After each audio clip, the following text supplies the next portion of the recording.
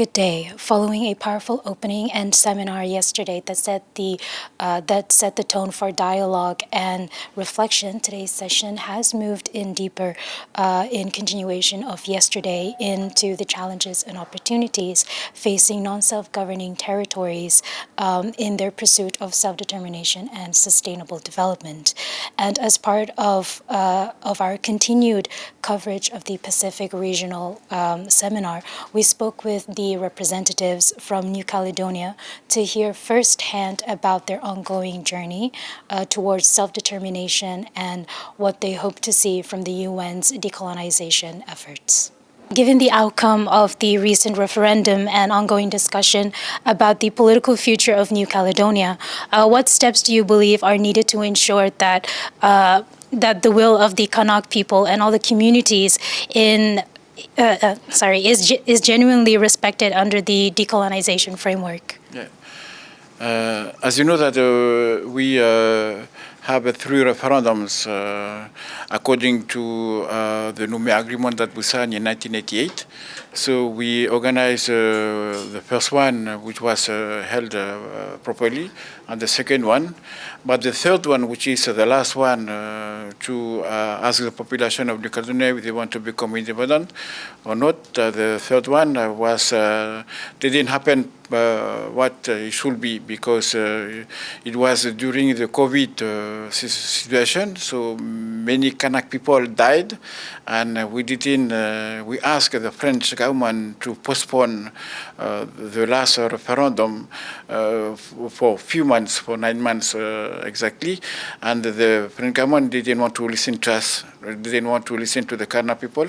And so he held it, he organized it.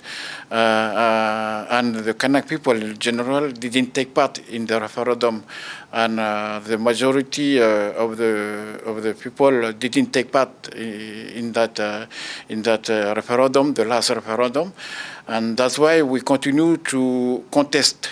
To don't recognize the legitimacy of the result of the last referendum, because we think that the whole people of New Caledonia didn't take part, and that's why the last year when the French government decided to defreeze the electoral body, so that all the people in New Caledonia, especially the French people, take part in the vote, and not us, the Kanak people, we didn't want that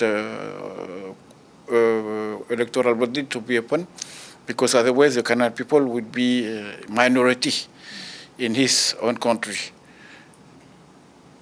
And with New Caledonia still listed as a non-self-governing territory by the UN, how do you view the role of the C24 moving forward in supporting a fair, transparent, and inclusive path towards self-determination? Yes, as you know that New Caledonia is on the list of the countries to be colonized by the United Nations since 1986. So we are now 39 years on the list, and we are still continuing to ask the United Nations to help New Caledonia to be decolonized. So one of the things that I want to point out here is that actually we are on an ongoing discussion, dialogue, negotiation with the French government on the possibility to find a definitive statute of New Caledonia. So there was a discussion between the French government 2 weeks ago, between all parties, and especially with the Kanak political movements, Kanak people. And the French government proposed a plan which is to give the full sovereignty in partnership with France. I think that's the first time. That's the first time since many years that the French government is talking about the full sovereignty of New Caledonia.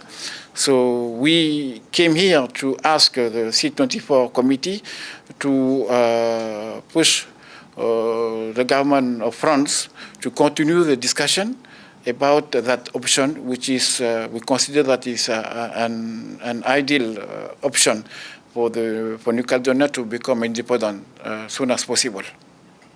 Thank you very much. After 172 years of colonization, it is the first time that the French state made this proposal for New Caledonia to become a state, to achieve full sovereignty step by step. And as day 2 of the seminar is coming close to its conclusion, the message remains clear. The path to decolonization is not just a political process, it's a promise of dignity, identity, and a sustainable future. So stay tuned for the final updates on the final day tomorrow. I'm Digna Sarang, together with Argentina Cardozo, reporting for Tatoli.